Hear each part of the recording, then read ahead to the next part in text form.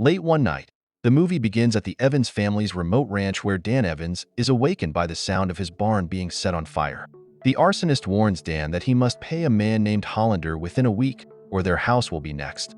After the arsonist departs, Dan and his eldest son William rush into the burning barn to save their horses and belongings. While William goes back in for a saddle, Dan goes in to rescue him before the barn collapses, displaying his overprotective nature towards his sons, William and Mark. The following morning, Dan's wife Alice expresses surprise, believing their debt was settled, mostly to Hollander. Dan had paid off a portion of the debt, but needed to reserve some money for their necessities. Later, Dan, accompanied by William and Mark, sets out to retrieve some stray cattle, taking a piece of Alice's jewelry with him. On the other side of the canyon, Ben Wade sketched an owl when his gang informs him about a stagecoach full of money passing by for robbery. Ben completes his drawing and orchestrates the plan with Charlie Prince leading the charge on the wagon while he and a sharpshooter observe from the hills. Despite a moment of panic caused by a gunshot from Dan on the opposite side of the canyon, the crew resumes their attack plan. The wagon approaches and the men begin their assault. Unaware that a bounty hunter named Byron McElroy is among the passengers, rapidly taking down the robbers. Ben comes up with a plan to lure some cattle down from the hills and in the path of the wagon. The scheme is successful, causing the wagon to crash and sending McElroy and a few others flying. Charlie dismounts and eliminates all the men from the wagon, except for McElroy, whom Charlie shoots but is stopped from killing by Ben. The group seizes the money, but one surviving rider leaps out and holds one of Ben's men hostage. At that moment, Dan and his sons witness the scene. Ben promptly draws his gun and eliminates both the hostage taker and his own man. As Ben and his crew grab the money and make their way out, Dan confronts them because the cattle driven off the mountain belong to him. Ben offers to return the cattle but demands Dan and his son's horses to prevent them from reaching town to inform the marshal about the incident. Dan reluctantly agrees, and Ben rides off with his men and the money. After the robbery, Ben and his crew arrive at a nearby town called Bixby to execute Phase 2 of their plan. Charlie goes to the marshal's office and falsely claims to have witnessed Ben Wade committing the robbery and causing destruction. With all the officers leaving to investigate, the group convenes at the local saloon. Following some drinks and a toast to their fallen comrade, the men depart the saloon, leaving Ben to flirt with the waitress. Ben remarks that she reminds him of someone, and after some flirting, they kiss and retreat to the saloon's second floor. Meanwhile, Dan and his sons retrieve their horses, as it appears Ben returned them, and find McElroy barely alive. The marshals from Bixby arrive, and Dan recounts the entire ordeal to them.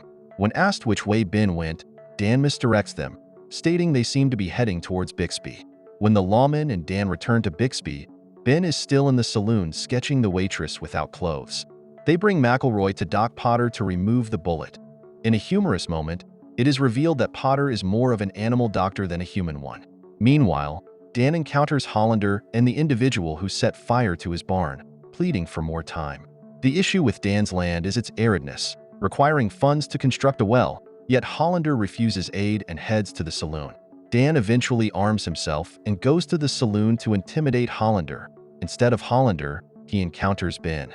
Ben promptly identifies Dan and inquires about retrieving his cattle/horses.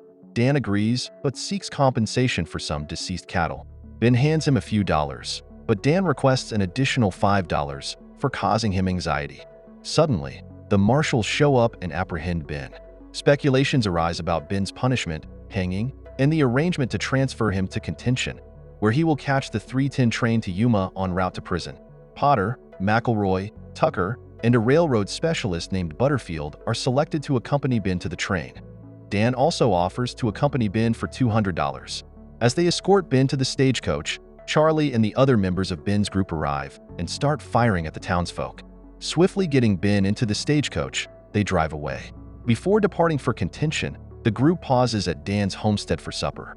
While dining, Ben inquires about a scar beneath Dan's eye. Mark begins recounting a tale of Dan defending the District of Columbia. A few minutes later, they go outside when Potter and Tucker begin shooting at something in the hills, with Charlie following. As the others leave, Ben engages in casual conversation with Alice, questioning if she has ever visited San Francisco. They have a pleasant conversation until Dan interrupts and instructs Alice not to engage with her. Alice then questions Dan about why he is accompanying Ben. He explains it is for financial reasons. After the meal, the group prepares for their journey. William expresses a desire to join, but Dan declines the request. Later that night, William secretly leaves to follow the group. As they set up camp for the night, Ben asks Dan to share his wartime experience and the injury he sustained to his leg. Dan threatens Ben when he makes a disrespectful remark about Alice. The others intervene to separate Dan and Ben before settling down to rest. Tucker's noisy behavior keeps Ben awake, leading to a confrontation that ends with Tucker dead. Ben used a fork he took from Dan's house. McElroy reacts angrily and attacks Ben, but they manage to restrain him and prepare to continue their journey. Elsewhere in the canyon, Charlie and his men locate a stagecoach they believe Ben is in. Discovering it is a decoy, Charlie sets the wagon ablaze and threatens the person inside with burning unless they provide information. The individual eventually gives in and discloses everything to Charlie, who still allows them to perish in the flames. Charlie informs the others that they are headed to contention. During their journey, Dan proposes to the group that they should take a quicker route despite Ben's warnings about Apache Indian territory along the way. While traversing the cliffs, Ben discovers that Dan lost his leg in a war and had it treated by the government. At this moment, McElroy intervenes, telling Ben to cease conversing with Dan. Unexpectedly, Ben gains the upper hand over McElroy, aiming a gun at his head. The rest heed and surrender their firearms as Ben pushes McElroy off the cliff, resulting in his death. Subsequently, William emerges behind Ben, pointing a gun at him. Despite Dan's frustration over William sneaking out, he has no choice but to allow William to accompany them. That night, the group is attacked by Apache Indians, but Ben grabs a gun and eliminates the threat, saving the other 4 men. The following day, Ben attempts another escape by stealing a horse and heading towards a location where a railroad is under construction. Seeking help, Ben pleads with one of the Chinese railroad workers to remove his handcuffs.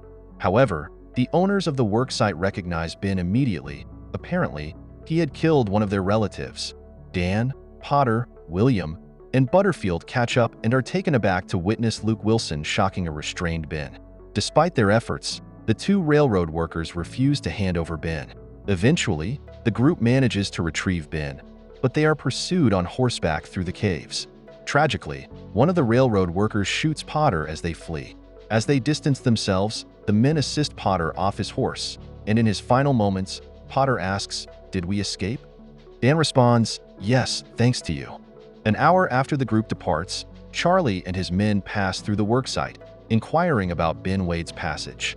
When faced with resistance from Luke Wilson and the other worker, Charlie fatally shoots them before continuing their pursuit. At last, Dan, William, and Butterfield manage to bring Ben to Yuma and decide to hide him in a motel until the next train arrives later. As Dan keeps watch over Ben at the hotel, Ben offers to settle all of Dan's debts if he allows him to escape. Despite his hesitation, Dan ultimately refuses. When William rushes to the hotel with news of Ben's approaching gang, the tension rises. Upon arriving in Yuma, Charlie learns of Ben's whereabouts and requests to speak with him. Ben reassures Charlie from the window, suggesting they all head to the saloon for a drink. Plotting a malicious scheme, Charlie offers a reward of $200 to anyone willing to help eliminate the guards around Ben. The marshals show cowardice, declaring their resignation to Dan and Butterfield before stepping outside, only to meet a tragic fate. Dan faces a dilemma as Butterfield contemplates releasing Ben in exchange for the promised reward. Despite the offer, Dan remains steadfast in seeking justice for Ben Wade. Assigning William to stay with Butterfield, Dan entrusts him with jewelry taken from Alice, instructing William to return it to her in case he doesn't survive. But William, rebellious by nature, eventually abandons Butterfield to assist his father. A fierce confrontation ensues. Dan's attempt to secretly escort Ben out is thwarted by waiting sharpshooters. In a desperate bid for survival, Dan embarks on a shooting spree through town, evading bullets and taking down adversaries.